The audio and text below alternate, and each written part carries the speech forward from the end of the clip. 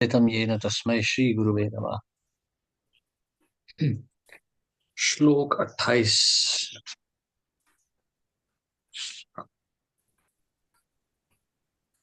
अव्यक्तादीनि भूतानि व्यक्तादीनि भूतानि व्यक्तमध्यानि भारत वित्तमद्यानि भारत भारतः अव्यक्त निधनान्य एव अव्यक्तनिधानान्यवेव तत्र का परिदेवना। तत्र तत्र का का परिदेव। परिदेवना। कोई पढ़ना चाहेगा? हरे कृष्ण हरे प्रभु जी, मैं कृष्ण। पढ़ूं? पढ़िए माता जी। हरे कृष्ण प्रभु जी। सारे जीव प्रारंभ में अव्यक्त रहते हैं, मध्य अवस्था में व्यक्त होते हैं और विनष्ट होने पर पुनः अव्यक्त हो जाते हैं। अतः शोक करने की क्या आवश्यकता है। तात्पर्य श्री प्रभुपाद द्वारा यह स्वीकार करते हुए कि दो प्रकार के दार्शनिक है। एक तो वे जो आत्मा के अस्तित्व को मानते हैं और दूसरे वे जो आत्मा के अस्तित्व को नहीं मानते। कहा जाता है कि किसी भी दशा में शोक करने का कोई कारण नहीं है। आत्मा के अस्तित्व को न मानने वालों को वेदांतवादी नास्तिक कहते हैं। यदि हम तर्क के लिए इस नास्तिकवादी सिद्धांतों को मान भी ले तो भी शोक करने का कोई कारण नहीं है। आत्मा के पृथक अस्तित्व से भिन्न सारे भौतिक तत्व सृष्टि के पूर्व अदृश्य रहते हैं। इस अदृश्य रहने की सूक्ष्म अवस्था से ही दृश्य अवस्था आती है। जिस प्रकार आकाश से वायु उत्पन्न होती है, वायु से अग्नि, अग्नि से जल और जल से पृथ्वी उत्पन्न होती है। पृथ्वी से अनेक प्रकार के पदार्थ प्रकट होते हैं। यथा एक विशाल गगनचुंबी महल पृथ्वी से ही प्रकट है। जब ध्वस्त कर दिया जाता है तो वह अदृश्य हो जाता है और अंततः परमाणु रूप में बना रहता है। शक्ति संरक्षण का नियम बना रहता है, किंतु काल कर्म से वस्तुएं प्रकट तथा अप्रकट होती रहती है। अंतर इतना ही है। अतः प्रकट होने व्यक्त या अप्रकट अव्यक्त होने पर शोक करने का कोई कारण नहीं है। यहाँ तक कि अप्रकट अवस्था में भी वस्तुएं समाप्त नहीं होती। प्रारंभिक तथा अंतिम दोनों अवस्थाओं में सारे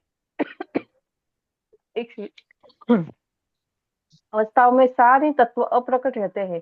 केवल मध्य में वे प्रकट होते हैं और इस तरह इससे कोई वास्तविक अंतर नहीं पड़ता। यदि हम भगवत गीता के इस वैदिक निष्कर्ष को मानते हैं कि ये भौतिक शरीर कालक्रम में नाशवन है, अंतवंत में इमे देह किंतु आत्मा शाश्वत है, नित्य श्रोता शरीरेण। तो हमें यह सदा स्मरण रखना होगा कि यह शरीर वस्त्र परिधान के समान है। अतः वस्तु परिवर्तन होने पर शोक क्यों। शाश्वत आत्मा की तुलना में भौतिक शरीर का कोई यथार्थ अस्तित्व नहीं होता। यह स्वप्न के समान है। स्वप्न में हम आकाश में उड़ते या राजा की भांति रथ पर आरूढ़ हो सकते हैं, किंतु जागने पर देखते हैं कि ना तो हम आकाश में हैं ना रथ पर। वैदिक ज्ञान आत्म साक्षात्कार को भौतिक शरीर के अनअस्तित्व के आधार पर प्रोत्साहन देता है। अतः चाहे हम आत्मा के अस्तित्व को माने या ना माने, शरीर नाश के का कोई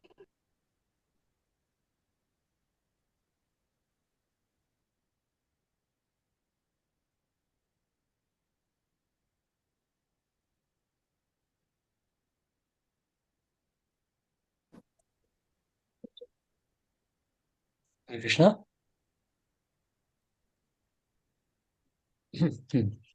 ओके।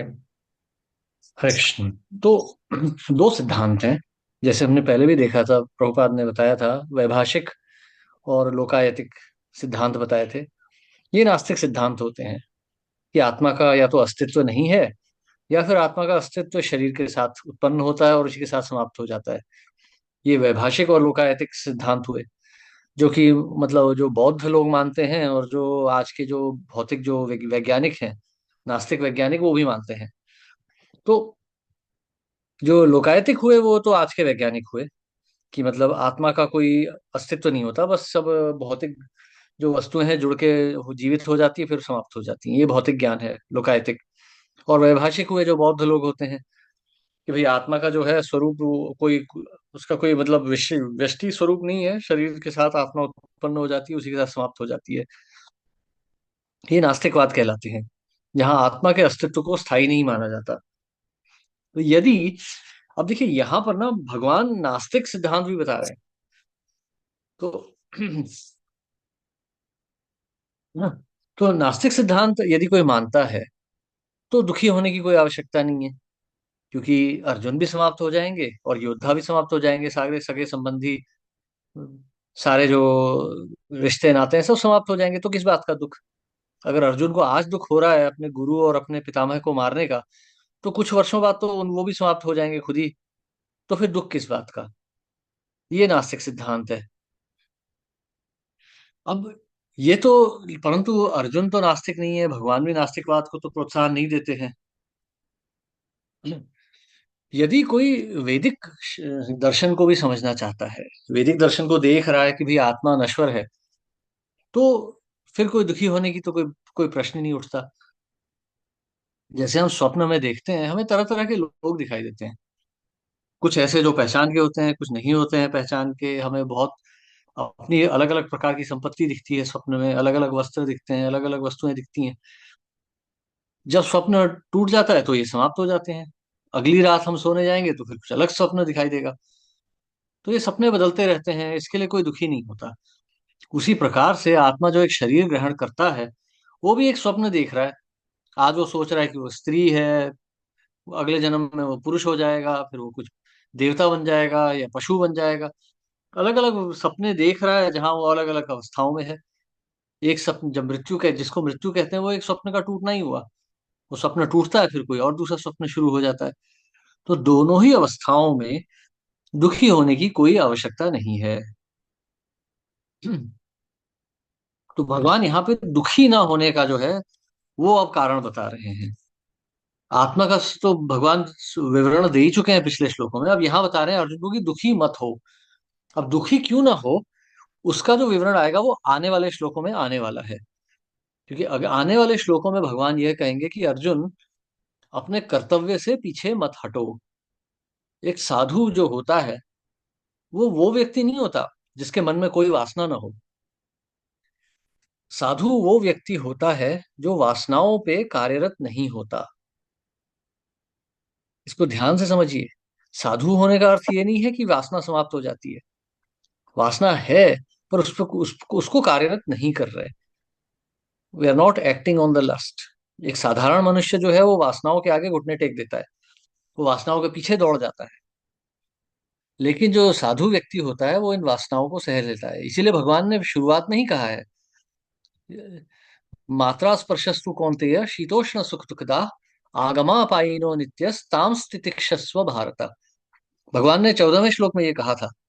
अब 15वें और ये जो अब 28वां श्लोक है, यहाँ पर भगवान वही बात फिर से कह रहे हैं कि सहना सीखो। ये स्वप्न ही है, ये सुख दुख की अनुभूति जो तुम्हें हो रही है, ये जो तुम्हें सगे संबंधी दिख रहे हैं, ये जो तुम्हें दुख हो रहा है, ये सब जो है ये सब ये भी स्वप्न ही है। तामस तितिक्षस्व भारत। एक चीज याद रखिएगा, ये जो भगवत गीता है ना, ये ऐसा नहीं है कि 700 श्लोक बस 700 चलते जाते हैं धड़ाधड़।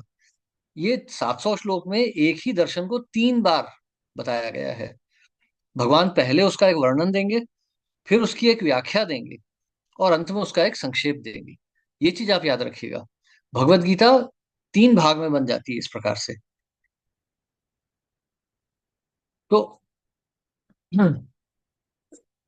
यहाँ पर भगवान अब जो है अर्जुन को शांत करने के लिए यह कह रहे हैं कि हे अर्जुन, ये जिस चीज के लिए तुम दुखी हो रहे हो ये भी एक स्वप्न ही है। चाहे तुम नास्तिक दर्शन से देखो इसको, या फिर तुम इसे आस्तिक दर्शन से, वैदिक दृष्टि से देखो। तो इस बात का ध्यान रखिएगा, भौतिक जगत को सहना पड़ता है।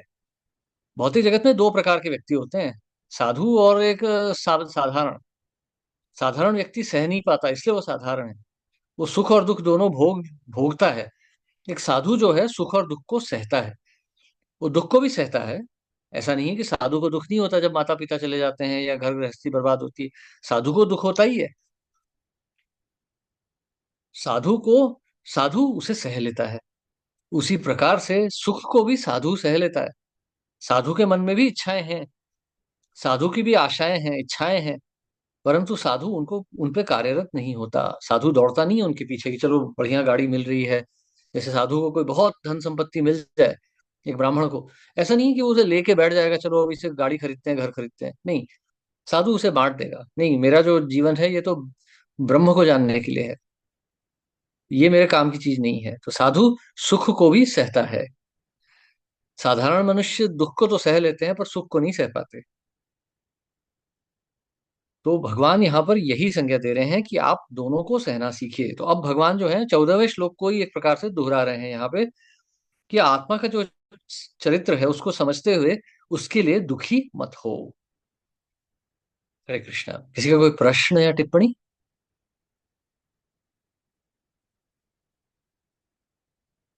ठीक है, हम आगे बढ़ते हैं। श्लोक 29। आश्चर्यवत् पश्यति कश्चिदेनम्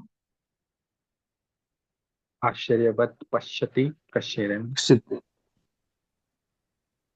आश्चर्यवद् वदति तथैव चान्यः। आश्चर्यवत् आश्चर्यवत् वदति वदति तथैव तथा चान्यः। एव च अन्यः। आश्चर्यवत् चैनम् अन्यः शृणोति आश्चर्यवत् आश्चर्यवत् एनम् चैनम् अन्यः अन्यः शृणोति। शृणोति हम्म। श्रुत्वाप्य एनं वेद न चैव कश्चित्। श्रुत्वापि एनं वेद न चैव कश्चित्। अपि एनम् वेद च एव चिते। कोई पढ़ना चाहेगा? हरे कृष्णा प्रभु जी, मैं पढ़ता हूँ। हाँ पढ़िए। कोई आत्मा को आश्चर्य से देखता है, कोई इसे आश्चर्य की तरह बताता है, तथा कोई इसे आश्चर्य की तरह सुनता है, किंतु कोई कोई इसे विषय में सुनकर भी कुछ नहीं समझ पाते।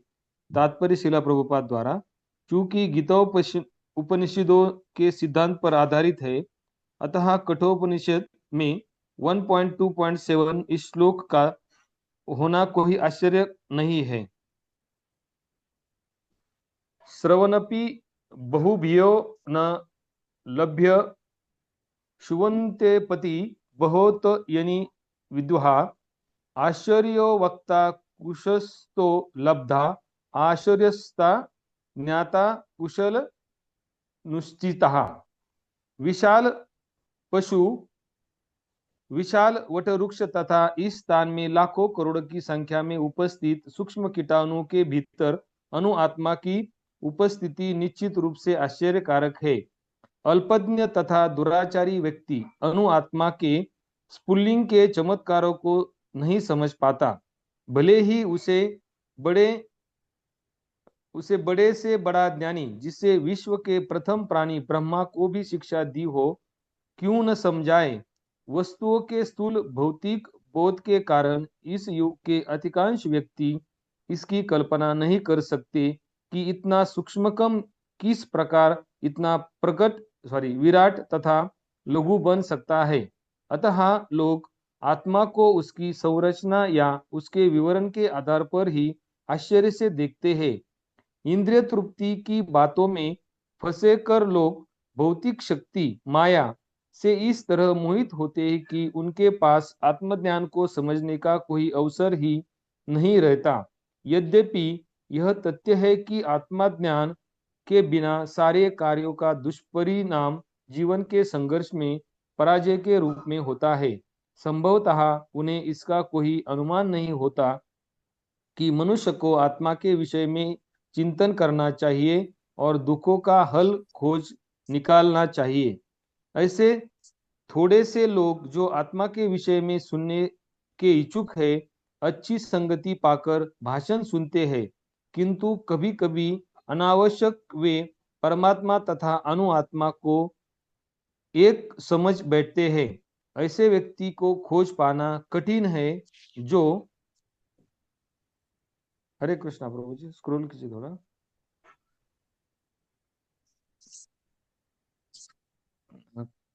कठिन है जो परमात्मा अनुआत्मा उसके पृथक पृथक कार्यों तथा संबंधों एवं अन्य विस्तारों से सही ढंग से समझ सके। इससे अधिक कठिन है ऐसे व्यक्ति खोज पाना जिससे आत्मा के ज्ञान से पूरा पूरा लाभ उठाया हो और जो सभी पक्षों से आत्मा की स्थिति का सही सही निर्धारण कर सके। किंतु यदि कोई किसी तरह से आत्मा के विषय को समझ लेता है तो उसका जीवन सफल हो जाता है।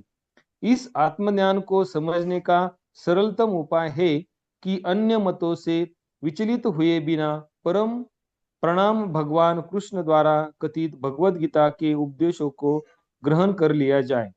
किंतु इसके लिए भी इस जन्म से में या पिछले जन्मों में प्रचुर तपस्या की आवश्यकता होती है। तभी कृष्ण को श्री भगवान के रूप में स्वीकार किया जा सकता है। पर कृष्ण को इस रूप में जानना शुद्ध भक्तों की अहेतु की कृपा से होता है, अन्य किसी उपाय से नहीं। हरे कृष्ण प्रभु जी। हरे कृष्णा। धन्यवाद प्रभु। आश्चर्यवत् पश्यति कश्चिदेनम् आश्चर्यवत् वदति तथैव चान्यः आश्चर्यवत् चैनम् अन्यः शृणोति श्रुत्वाप्य एनम् वेद न चैव कश्चित्। तो कोई आत्मा को आश्चर्य से देखता है, कोई इसे आश्चर्य की तरफ बताता है, तथा कोई इसे आश्चर्य की तरह सुनता है, किंतु कोई कोई इसके विषय को सुनकर भी कुछ नहीं समझ पाते। देखिए, आत्मा को समझना बहुत जटिल है। ये कहना कि मैं आत्मा हूं, मैं ये शरीर नहीं हूं, कहना बहुत आसान है। भारत में हर कोने कोने में आदमी आपको यही कहेगा कि मैं तो आत्मा हूँ, आत्मा का कोई जन्म नहीं होता, मृत्यु नहीं होती। परंतु एक कुत्ता भौंकने लगे तो सब डर के भाग जाते हैं, क्योंकि आत्मा मतलब आत्मा तो है सब। मतलब एक तरह से मतलब सिद्धांतिक रूप से तो समझते हैं, पर उसको असली साक्षात्कार किसी को नहीं है। अंत में सब शरीर के लिए ही जी रहे हैं। बड़े बड़े साधु भी कहने वाले जो व्यक्ति हैं, वो सब भी अपने देह की भोग में ही लगे पड़े हैं। अगर आत्मा को समझ सकते तो ये देह की वासना समाप्त हो जाती। सरल बात है ना। आप जैसे इसके उदाहरण तौर पे आपको समझाता हूँ, आप इसको ऐसे समझिए। आप जैसे आप एक गाड़ी खरीद के लाते हैं, ठीक है, कोई मारुति खरीदी आपने, टोयोटा होंडा कुछ खरीदी। आप उसे घर लाएंगे, उसकी साफ सफाई करेंगे, बहुत ध्यान से उसको रखेंगे। अब कहीं आके उस पे किसी ने खरोंच मार दी, किसी ने उसको डेंट मार दिया, तो आपको बहुत दुख होगा, आपको बहुत गुस्सा आएगा, आप बहुत सोचेंगे उसके ऊपर। अब यही सोचिए, अब आप जैसे कहीं जा रहे हैं, अब आप मान लीजिए बंबई से पूना जा रहे हैं, आप एक सड़क पे गए, आपने एक वॉल्वो की बस पकड़ी। सबसे भारत में सबसे प्रतिष्ठा वाली तो वही बसेज होती हैं, 1.5-2 करोड़ रुपए की आती है एक बस। आप उसमें जा रहे हैं, एकदम चमक धमक वाली बस है वो। आपको अच्छा लग रहा है, चलो मैंने 300-400 रुपए का टिकट खरीदा, अब मैं जा रहा हूँ। आप बैठे बस के अंदर, बस चली कहीं, उसे किसी ने ठोक दिया, तो आप कहेंगे ड्राइवर से कि भाई इतना क्यों दुखी हो रहे हो, चलो गाड़ी लेके पुणे पहुंचा दो, बाद में सोचेंगे। आप कुछ उसके लिए कुछ आपके अंदर कोई अनुभूति नहीं होगी, उसके लिए कोई भावना नहीं होगी। आपको तो बस यही लगेगा कि मैंने 300 रुपए दिए, अभी आराम से पहुंचा दे मुझे। वो गाड़ी ठीक रहे ना रहे, उससे आपको कुछ लेना देना नहीं है, बस आप पहुंच जाएं अपनी जगह आराम से, जल्दी से। आपकी यही चिंता रहेगी। तो ये दोनों उदाहरण आप देखिए। आपकी स्वयं की गाड़ी है तो आप उसके लिए बहुत ध्यान रख रहे हैं, बहुत भावनाएं हैं आपकी उसके लिए। लेकिन वही आपको कोई पब्लिक ट्रांसपोर्ट की बस है तो आप उसके बारे में कुछ नहीं सोच रहे। या कोई उबर की टैक्सी आपने पकड़ी, जो वही मॉडल जो आपके पास भी है, आपके लिए उसके मन में कोई भावना नहीं होगी। तो ये जो भावना बदलना होता है ना, इसको साक्षात्कार कहते हैं। जिस दिन यही भावना आपको इस शरीर के लिए आ जाएगी कि ठीक है ये शरीर है, आएगा जाएगा, मैं थोड़ा ना ये शरीर हूं, उस दिन आप समझ लीजिए कि आपको आत्म का साक्षात्कार हो रहा है, थोड़ा थोड़ा सा। आत्मा को समझना तो बहुत कठिन है। मनुष्याणाम सहस्रेषु कश्चिद यतति सिद्धये। शायद ही कोई समझ सकता है, ये बहुत कठिन है आत्मा को समझना। तो ये कहना कि हाँ मैं आत्मा हूं, मैं शरीर नहीं हूं, ये बहुत सरल है। परंतु इस बात का साक्षात्कार करना लगभग असंभव ही है। आप इस प्रकार से इस पर विचार कीजिए। ठीक है। तो इसको समझना बहुत कठिन होता है। मतलब आप इसको समझिए, आत्मा को समझना कितना जटिल है। जो बरगद का वृक्ष होता है, वट वृक्ष होते हैं, या हाथी होता है। हाथी 250-300 किलो का होता है। वहीं आप चींटी को देखिए, दोनों के अंदर आत्मा ही है, आत्म स्वरूप ही है। चाणक्य पंडित जी कहते हैं ना कि आत्मवत सर्वभूतेषु स पश्यति, यह पश्यति स पंडिता। जो अपने आप को दूसरों के समान समझे और दूसरों को अपने आप समझ पाए, यही व्यक्ति पंडित कहलाता है। यही बात भगवत गीता में भगवान भी कहेंगे आगे चल के। विद्या विनय संपन्ने ब्राह्मणे गवि हस्तिनी, शुनी चैव स्वपाके चा पंडिता समदर्शिना। कि विद्या और विनय, ये भी लक्षण होते हैं एक पंडित के, विद्या और विनय। विद्या से विनय आना चाहिए, ह्यूमिलिटी जिसे हम कहते हैं ना, विद्या से विनय आना चाहिए। जैसे एक बार एक आइंस्टाइन ने कहा था कि the only thing I learn after studying so much is that I know very little, और the goal of education is to teach you how little you know. अर्थात एक एक पंडित जो होता है वो जितना शास्त्रों का अध्ययन करता है, जितना वो ज्ञान में उन्नत होता है, उतना उसको समझ में आता है कि उसे कितना नहीं आता है। तो उससे उसके हृदय में जो है विनय आ जाता है। विनय से जो, विद्या और विनय से संपन्न जो ब्राह्मण होता है, जो पंडित होता है, वो ब्राह्मण, गाय, कुत्ता, चांडाल सबको एक दृष्टि से देखता है। ये सब आत्म तत्व हैं। गुणों के प्रभाव से अलग अलग व्यवहार कर रहे हैं, अलग अलग शरीरों में उपस्थित हैं, परंतु है ये सब एक ही स्वरूप, आत्म स्वरूप। और यह मेरे ही समान है, इसलिए वो किसी का तिरस्कार नहीं करता। तो एक पंडित जो होता है वो किसी का तिरस्कार नहीं करता। अब सड़क में सांप रेंग रहा है तो उसे उठा के हम गले नहीं लगाएंगे, क्योंकि वो जहरीला है, हमें मार सकता है। परंतु हम सांप को भी सम्मान देंगे, उसका आदर करेंगे, उसको जाने देंगे वो जहां जा रहा है। एक कुत्ते को रोटी डाल देंगे, कुत्ते को गले लगा के घर में नहीं ले जाएंगे, कुत्ते को हम बस रोटी खिला देंगे। ये कुत्ते का सम्मान है। एक ब्राह्मण मिला, गाय मिली, तो गाय की हम आरती करेंगे, उसको थोड़ा सा प्रसाद खिला देंगे। और अगर एक ब्राह्मण मिला तो हम उसका सम्मान करेंगे, उसको दंडवत प्रणाम करेंगे, उसको उसको भोजन कराएंगे, उससे प्रश्न पूछेंगे। तो इस प्रकार से आत्मा के अलग अलग रूपों का इस प्रकार से सम्मान करेंगे हम। परंतु तिरस्कार किसी का नहीं करेंगे कि ये कुत्ता है, इसको पत्थर मार के भगाओ, नहीं नहीं, ऐसा नहीं करता पंडित। तो आत्मा को समझना बहुत कठिन होता है। तो आत्मा को साक्षात्कार करने वाला व्यक्ति जो है संसार के व्यसनों से मुक्त हो जाता है। ये सब अभी इसलिए बताया जा रहा है क्योंकि इसके आने वाले जो 17 अध्याय हैं, उधर यही ज्ञान को विस्तार से समझाया जाएगा। ये जो अब ये 30वां श्लोक जब समाप्त हो जाएगा, इसके बाद 31वें श्लोक से आगे भगवान जो है इस आत्मा को समझने का विज्ञान समझाएंगे। इस आत्मा का साक्षात्कार कैसे होता है वो 31वें श्लोक से शुरू होता है। 11वें श्लोक से लेके 30वें श्लोक तक तो भगवान बता रहे हैं कि आत्मा क्या है, उसकी परिस्थिति क्या है और उसको समझने में कठिनाई क्या है।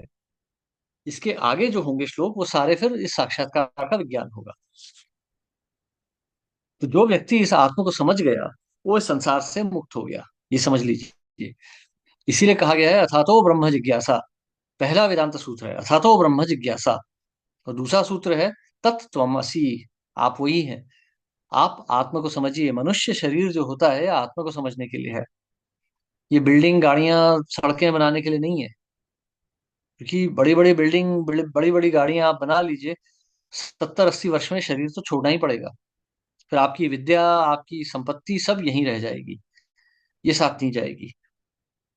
इसलिए एक बुद्धिमान मनुष्य वो होता है जो इस शरीर में आत्मा को समझता है और उस आत्मा के साथ परमात्मा को समझता है और इन दोनों के संबंध को समझने का प्रयास करता है। ऐसा व्यक्ति योगी कहलाता है, ऐसा व्यक्ति साधु कहलाता है। और यही जीवन की सफलता है। नहीं तो अंबानी की भी मृत्यु हो गई, उससे पहले हेनरी रॉकफेलर की मृत्यु हुई, बड़े बड़े राष्ट्रपतियों की हो गई, इंदिरा गांधी, महात्मा गांधी, बड़े बड़े लोग आए और गए। कहाँ गए सबके सब? अब क्या लाभ है उनके किए हुए कार्यों का? क्या लाभ है? ये पत्थर, ये नदियां, ये पहाड़ तो अपनी जगह खड़े हैं। बड़े बड़े साम्राज्य आए और चले गए। आज हम सोचते हैं कि ओ ये आई लव माई इंडिया, ये मेरा भारत, मेरा भारत महान। आज से पहले, आपसे पहले मगध भी ऐसे ही था। मगध साम्राज्य भी इतना ही बड़ा था, इतना ही शक्तिशाली था। मगध से पहले और भी बड़े बड़े साम्राज्य आए और गए। आज कहाँ है? हम जानते भी नहीं। इतने हम भारत से अपना प्रेम करते हैं पर किसी को ये भी पता नहीं होगा कि मगध का साम्राज्य कहाँ से कहाँ तक फैला था। चोल चेर पांड्य, ये सब कहाँ थे, कहाँ चले गए, कोई नहीं जानता। लेकिन नदियां वही है, पहाड़ वही है, धरती वही है, वो कहीं नहीं जा रही। इस प्रकार से समझिए कि हमारा जो अस्तित्व है वो कितना सूक्ष्म है, कितने इरेलीवेंट हैं हम, हमारी कोई स्थान नहीं है संसार में। इसलिए ये मनुष्य शरीर मिला है, इसके साथ एक तीव्र बुद्धि मिली है, भगवान की कृपा मिली है कि हमें ऐसी बुद्धि मिली है जिससे हम जीवन के उद्देश्य को समझ सकें। पशु यह विचार नहीं कर सकते। आहार निद्रा भय मैथुनम च सामान्यम एतत् पशुभीर नराणाम, धर्मो हितेषाम अधिको विशेषो धर्मेण हीनः पशुभीर समानम। अर्थात जो व्यक्ति इस जीवन में भगवान को समझने का प्रयास करता है, आत्मा को समझने का प्रयास करता है, वो व्यक्ति ही केवल मनुष्य है। ये जो बड़े बड़े वैज्ञानिक, उद्योगपति, राष्ट्रपति आपको दिख रहे हैं, ये सब पशु ही हैं। कुत्ते, हाथी, शेर, इन सब के समाज में बड़े बड़े नेता होते हैं, आते हैं चले जाते हैं, कोई विचार भी नहीं करता। ऐसे ही मनुष्य समाज में भी बड़े बड़े व्यक्ति आएंगे और जाएंगे। यदि भगवान को नहीं जाने तो पशु शरीर प्राप्त होगा, अस्तित्व समाप्त हो जाएगा। हरे कृष्णा। किसी का कोई प्रश्न या टिप्पणी?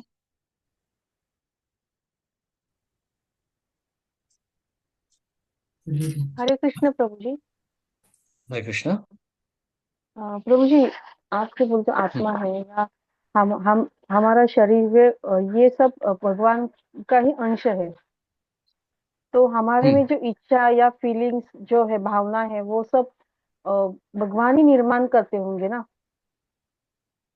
या जो कुछ नहीं नहीं नहीं, है वो। ना ना ना, ऐसा नहीं है। ये हमारी स्वतंत्रता है। हमारी स्वतंत्रता जो होती है वो हमें दी गई है ताकि हम भगवान का के साथ संबंध स्थापित करके आनंदमयी हो सकें। इस स्वतंत्रता को जब हम माया की दृष्टि से देखते हैं, वो वासना कहलाती है। लोग ये प्रश्न करते हैं कि हमारी इच्छाएं भी तो भगवान की इच्छाएं, हम भी तो भगवान के अंश हैं, तो हमारे कर्मों के फल भी भगवान देंगे। यदि हम यदि ऐसा सोच रहे हैं कि मेरी अनिष्ट इच्छाएं भी भगवान से ही आ रही हैं, तो फिर नरक भी तो भगवान ने ही बनाया है। तो भगवान वहां भेज देंगे, बोलेंगे वहां जाके अपनी अनिष्ट इच्छाएं पूरी करो। है ना, न जायते म्रियते वा कदाचिन, आपकी मृत्यु नहीं होगी, नरक में जाके यातनाएं सहो। फिर हम ये भी कह सकते हैं कि यार ये तो फिर भगवान ने ही हमें यहाँ भी भेज दिया, और वो सच है, भगवान ने भेज दिया। तो इस इच्छा को यदि हम समझ रहे हैं कि ये भगवान से ही आ रही है, तो भगवान की सेवा में क्यों नहीं लगा रहे?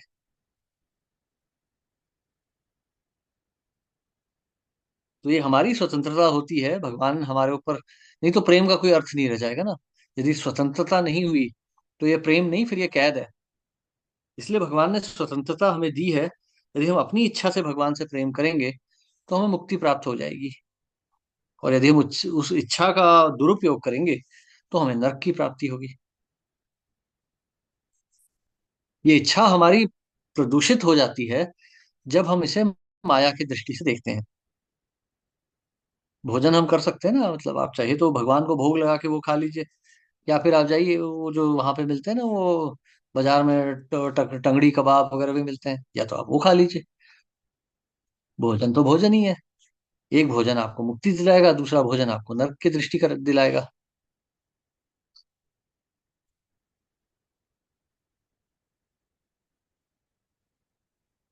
ओके प्रभु जी, थैंक यू। हरे हरे कृष्ण। कृष्ण। हरे कृष्ण।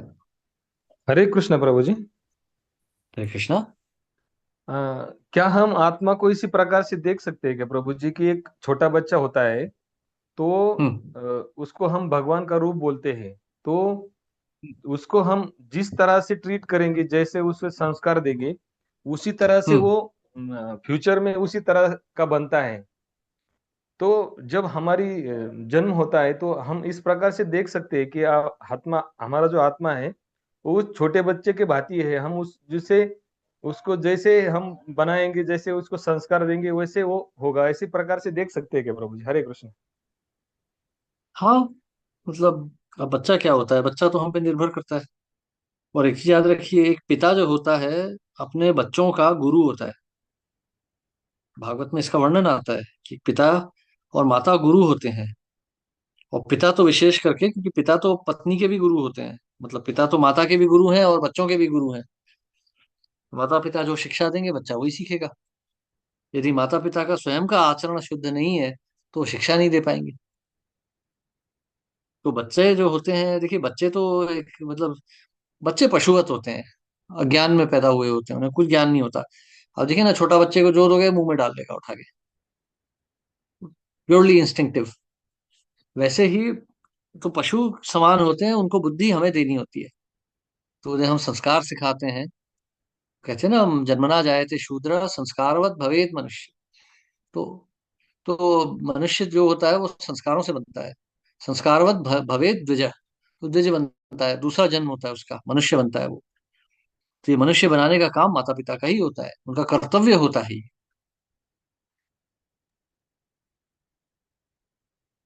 आपने एक पिछले लेक्चर में बताया था ना प्रभु जी की आत्मा के ऊपर जो आवरण होता है वो अशुद्ध होता है। तो उसे हम्म। तो ठीक करने के लिए संस्कार ही है ना, बाकी तो भक्ति और संस्कार ही है। बस हरि नाम के स्मरण से धीरे धीरे ये आवरण गलने लग जाता है। धीरे धीरे हमारी चेतना शुद्ध होने लगती है हरि नाम स्मरण से। यस प्रभु जी। हरे कृष्ण। हरे कृष्णा। हरे कृष्ण प्रभु। एक सवाल था जी मुझे प्रभु। इधर प्रभु, इधर तात्पर्य में ऐसा लिखा है, अल्प अल्पज्ञ तथा दुराचारी व्यक्ति अणु आत्मा के स्फुलिंग के चमत्कारों को नहीं समझ पाता, भले ही उसे बड़े से बड़े ज्ञानी जिसने विश्व के प्रथम प्राणी ब्रह्मा को भी शिक्षा दी है क्यों ना समझाए। तो विश्व के प्रथम प्राणी ब्रह्मा को तो भगवान स्वयं ज्ञान दिया है, तो भगवान स्वयं ज्ञान दे रहे तो हाँ, भी अल्पज्ञ तथा दुराचारी व्यक्ति नहीं सीखेंगे तो फिर कब सीखेंगे, किससे सीखेंगे? नहीं ये देखिए, मतलब देखिए, वो ठोकर खाने के बाद अकल ठिकाने आती है। भगवान कहेंगे ना अभी चौथे अध्याय में, बहुनाम जन्मनाम अंते ज्ञानवान माम प्रपद्यते। बहुत ठोकर खाएंगे ना तब समझ में आता है कि ये ठीक नहीं है ये। अगर अब जैसे हम नरकासुर, अगर हम नरकासुर तो भगवान के अपने पुत्र थे। हाँ, उनको गलत संग में आ जाते हैं ना वो। हाँ अच्छा, अब ये देखिए, दूसरे अध्याय के 10वें श्लोक में भी तो प्रभुपाद ने यही बताया कि ये जो विवरण हुआ है भगवत गीता का, ये तो खुले में हुआ है। मतलब अर्जुन सुन रहे हैं तो दुर्योधन भी तो सुन रहा है भगवत गीता। इसे सुनने के बाद अर्जुन तो कहेंगे, नष्टो मोहा स्मृतिर्लब्धा त्वत् प्रसादात् मया च्युता स्थितोऽस्मि गत संदेह करिष्ये वचनम तव। ये अर्जुन कह रहे हैं। लेकिन दुर्योधन तो कह रहा है, मारो पकड़ो सबको। युधिष्ठिर को पकड़ो, बाकियों को मार डालो, वही सोच रहा है वो बैठ के। भगवत गीता तो दुर्योधन ने भी सुन ली है। हम्म। हम भी पढ़ रहे हैं कई बार पढ़ रहे हैं लेकिन उतना स्लो स्लो है कई बार हमारा, जो हम अपने जीवन में परिवर्तन लाना चाहे और कुछ बहुत अच्छे प्रामाणिक भक्त रखते हो तो इतना जल्दी से वही भगवत गीता वही टीचिंग से बहुत जल्दी से जल्दी आगे बढ़ जाते हैं। हाँ, देखिए बहुत सरल है प्रभु। भगवान कहेंगे ना अंत में कि माम एकम शरणम व्रजा, मेरी शरण लो। ऐसे ही गीता पढ़ के नहीं समझ में आएगी। गीता का उद्देश्य ही शरण लेना है। यदि हमने शरण लेने का प्रयास नहीं किया, आ, यदि हमने प्रयास नहीं किया शरण लेने का, तो हमारा पतन निश्चित है। ये गीता केवल ज्ञान बन के रह जाएगी। हाँ, केवल हम ज्ञान के स्तर पे हम जानकारी प्राप्त कर रहे हैं लेकिन उसको जीवन में उतार नहीं रहे, में उसके लिए उतारने के लिए संघर्ष नहीं कर रहे हैं, जल्दी हार मान रहे हैं, ऐसा भी हाँ हो सकता है। हाँ। हाँ, मतलब आप सोचिए ना, आप ड्राइविंग स्कूल में गए, आपने सब कुछ सीखा, फिर गाड़ी में आपने चाबी नहीं डाली। गाड़ी को चलाइए तो सही, विद्या तो है, उसको प्रयोग भी तो कीजिए।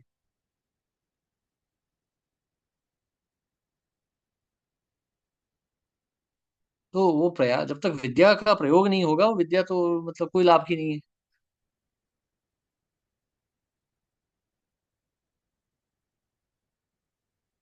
ठीक है, तो आज थैंक यहीं यू सो समाप्त मच। करते हैं। ठीक है, धन्यवाद तो प्रभु हम जी। मिलते हैं गुरुवार को। एक मिनट, हाँ यहाँ पे माता जी का एक प्रश्न है। शरण कैसे लें, बहुत कठिन है समझना। देखिए, शरण ऐसे नहीं ली जाती कि मैंने सोचा चलो मैं शरण ले रहा हूं, ऐसा नहीं होता। आपको गुरु की शरण लेनी होती है। भगवान वो भी कहेंगे, तत्विधि प्रणिपाते न परिप्रश्ने न सेवया, उपदेक्षन्ति ते ज्ञानम ज्ञानिनस तत्वदर्शिना। तत्वदर्शी की शरण लेनी पड़ती है। तो शरण के बिना ऐसे नहीं होता। तो गुरु आपको बताएंगे कि गुरु जानते हैं आपकी परिस्थिति क्या है, उसके अनुसार आपको शरण देंगे।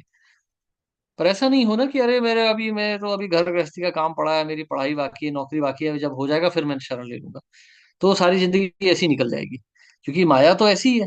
माया हमें भटकाते रहेगी, हमेशा कुछ ना कुछ हमारे आगे कठिनाई डालेगी। शरण शरण का अर्थ होता है कि हम गुरु के वाक्यों पर विश्वास करें और उनका पालन करें। गुरु भी हमारी परिस्थिति को जानते हैं। अर्जुन संन्यास लेने की बात कर रहे हैं, लेकिन भगवान कह रहे हैं नहीं, संन्यास मत लो, अपने कर्तव्य का पालन करो। प्रभुपाद के पास भी बहुत लोग आते थे कि चलो प्रभुपाद मुझे संन्यास दे दीजिए, मैं अभी प्रचार करूंगा। प्रभुपाद कहते नहीं, तुमने विवाह कर रखा है, तुम्हारी पत्नी है, बच्चे हैं, उनका ध्यान दो पहले। तो अपने कर्तव्य का पालन करते हुए, शास्त्रों को समझते हुए गुरु के मार्ग का अनुकरण करना है, ये शरण शरण होती है। ऐसा ना हो कि हम ही कंडीशन लगा रहे हैं गुरु के आगे, नहीं आप बता तो दीजिए भगवत गीता, लेकिन मुझे जो करना है मैं करूंगा। ये गलती होती है सबसे। इसलिए हमें भगवत प्राप्ति नहीं होती, इसलिए हमें शरण नहीं मिलती। क्योंकि शरण लेना कठिन होता है, इतना सरल नहीं होता। तो शरण लेनी है तो गुरु के आगे बोलिए ना। मतलब जैसे भगवान के, जैसे अर्जुन कह रहे हैं ना, शिष्यस्ते हम शाढ़िमाम त्वाम प्रपन्नम, कि हे भगवान, हे गुरु, मुझे बताइए अब क्या करना है। तो हमारी परिस्थिति के अनुसार गुरु हमें आदेश देंगे कि क्या करना है। क्योंकि हम नहीं जानते, हमें लग रहा है कि हम सब कुछ सही जान गए हैं अभी, लेकिन हम नहीं जानते, हम बहुत गलतियां कर रहे होंगे। गुरु हमें उन गलतियों से बचाएंगे, भौतिक जीवन में भी, आध्यात्मिक जीवन में भी। जैसे एक बार प्रभुपाद के एक शिष्य थे, उनका नाम था विष्णुजन स्वामी। तो एक बार वो बंगाल में नाव लेके जा रहे थे गंगा में, और वो जाते थे, हर गांव में जाके कीर्तन करते थे और मालाएं बांटते थे हरिनाम की, जप की। प्रभुपाद ने मना किया, बोले ऐसा मत करो।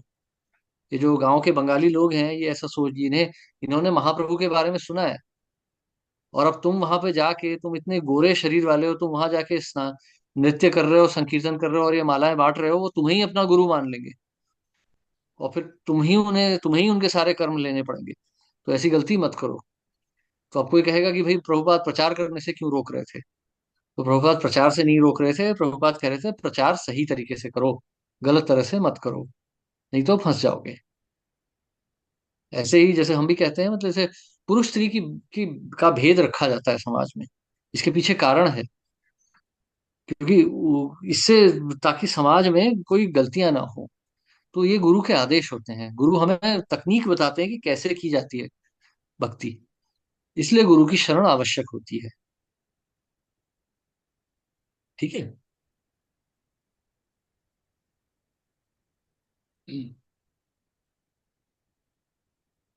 ठीक है, तो आज यही समाप्त करते हैं।